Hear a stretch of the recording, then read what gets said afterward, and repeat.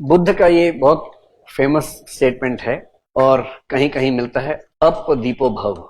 इसका मतलब होता है बी योर ऑन लाइट, अपने दीपक खुद बनो। And what does it mean exactly? देखो, बुद्ध की सबसे अच्छी बात पता क्या है आपको? मैंने बताया था कि 1956 में जब डॉक्टर अंबेडकर ने बुद्धिज्म ज्वाइन किया, बहुत इंटरेस्टिंग उसके पीछे के इंसिडेंट्स हैं बहुत सारे। अंबेडकर जी की कहानी में ना कई बड़ी इंटरेस्टिंग पेज हैं, बहुत मोड़ हैं। 2 बार उन पर अटेम्प्ट टू मर्डर हुआ just because he belonged to a lower caste. And Dr. Ambedkar had to face discrimination every time in his life.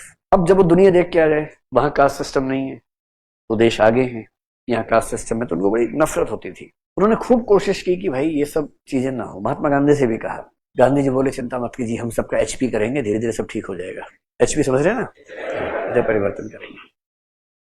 उन्होंने काफी देर वेट किया, एचपी हो जाए हो जाए हो जाए, हुआ ही नहीं एचपी। तो बोले यार महात्मा जी, आप जैसा आदमी 1000 साल में एक होता है जिसकी बात पूरा समाज मानता है। अगर आप एचपी नहीं कर पाए तो किसकी वेट करे, कौन करेगा? और जब उन पे 2 अटेम्प्ट्स हुए मर्डर के, तो उनको और टेंशन इस बात से हुई और उन्होंने यहां तक कहा कि I am born as a Hindu which was not in my control, but I will not die as a Hindu because that is under my control.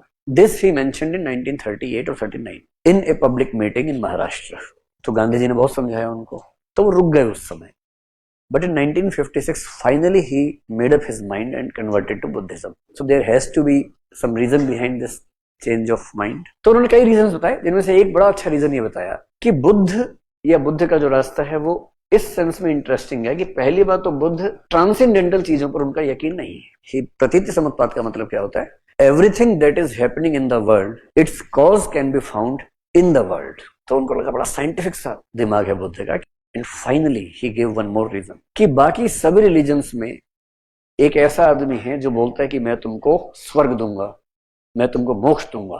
Buddha is the only person who doesn't say मैं तुम्हें मोक्ष दूंगा, मैं तुम्हें स्वर्ग दूंगा। वो कहते हैं अपना रास्ता खुद निकालो, be your own light. And no other religious propounder says be your own light. This kind of democracy within a religion is almost unavailable in any religion whatsoever.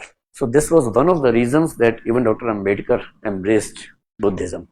This principle, be your own light. So he accepted Buddhism, but he didn't accept Buddhism as it was. He changed a lot. He rejected the idea of nirvana. He rejected the idea of karma siddhant. He rejected the idea of anything that is transcendental in nature, to whatever extent. And then he said, I am accepting Buddhism in my own way, and that my own way is Navyan, which is different from Hinayan and Mahayan both. तो उनका idea थोड़ा सा अलग है। इनका सवाल है कि जैसे अंबेडकर जी ने बुद्धिज्म में कन्वर्ट किया, is it a way to avoid और एलिमिनेट कास्ट डिस्क्रिमिनेशन? मेरे ख्याल से बहुत रियल टर्म्स में असर आता नहीं है। अच्छा, 1950 में जब SC/ST ऑर्डर पास हुआ प्रेसिडेंट का, उसमें बुद्धिज्म उसमें शामिल था, और वो भी डॉक्टर अंबेडकर की समझ थी कि इन लोगों को SC रिजर्वेशन मिल सके, ये उसमें पहले से अंडरस्टैंडिंग थी उनकी। पर if you ask me practically, धर्म बदलने से बहुत फर्क नहीं पड़ता है, एटलीस्ट 1-2 जनरेशन पे तो नहीं पड़ता है। उसके बाद रिलीजियस आइडेंटिटी चेंज हो जाती है, सोशल चेंज नहीं होती है, रिलीजियस चेंज हो जाती है 1-2 जनरेशन के बाद। जैसे अगर आप छत्तीसगढ़ में जो ट्राइबल बेल्ट है, अगर वहां देखें, वहां कन्वर्जन खूब होते थे, तो एक खूब कंसेप्ट चलता था कि अब ट्राइबल आदमी है, चर्च के लोग आए, उनको इन्फ्लुएंस किया, उनको लग रहा फायदा है तो बदल लिया। अब नाम था राम कुमार, अब नाम हो गया डेविड कुमार। ऐसे ही होता है, वहां नाम ऐसे ही होते हैं, डेविड कुमार ऐसा, इब्राहिम सिंह, ऐसे नाम होते हैं, सच में ऐसे होते हैं, मजाक नहीं कर रहा हूं। अगर आप ट्राइबल बेल्ट में जाएंगे, नाम ऐसे मिलेंगे, एक वर्ड हिंदू टाइप का लगेगा, एक क्रिश्चियन टाइप का लगेगा, ऐसे नाम होते हैं। अब डेविड सिंह जो है, दरअसल वो राम कुमार है, या डेविड कुमार जो है वो राम कुमार है। अब बीच बीच में हिंदू लोग आते हैं उसके घर में, तुम क्या कर रहे हो, तुम हमारे आदमी हो?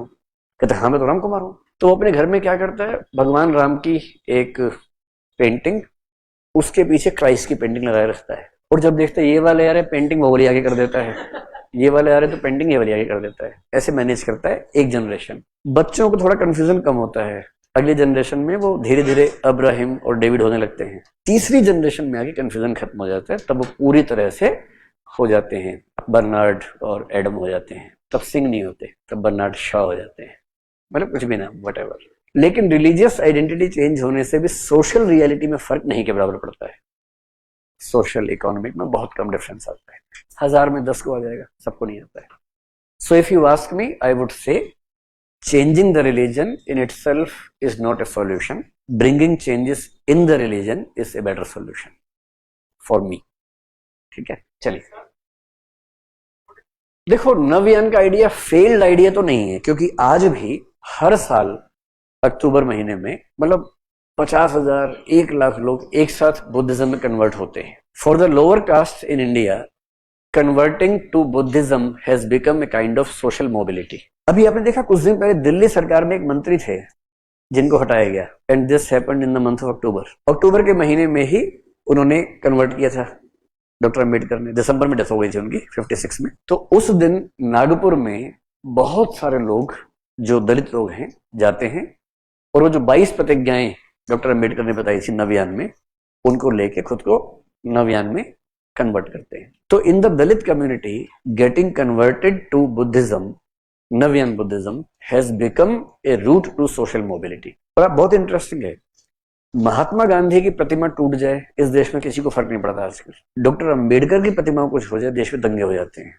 ही has emerged as a god for the weaker sections. तो उनका आइडिया फेल तो नहीं हुआ, that has become a kind of social mobility. अगर आप रिलीजियस पॉपुलेशन देखेंगे, बुद्धिज्म में 90% से ऊपर पॉपुलेशन एससी है। जैनिज्म में पूरी कंट्री में एक भी एससी नहीं है। If you see the religious demography in Jainism, there is not even a single SC person. In Buddhism, the percentage of SC population is more than 90%. So that defines the demography of different religions in a country. और उससे फिर बहुत फर्क पड़ता है।